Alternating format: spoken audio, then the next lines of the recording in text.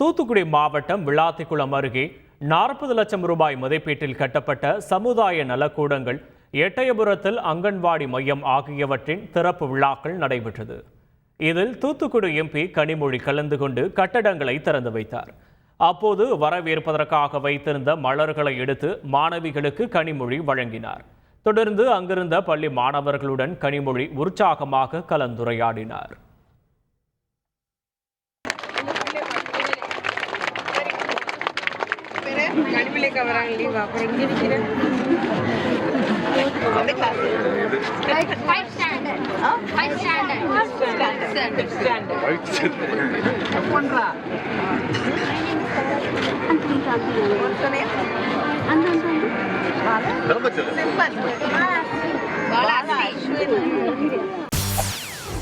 செய்திகளை உடனுக்குடன் தெரிந்து கொள்ள உடனே சப்ஸ்கிரைப் பண்ணுங்க.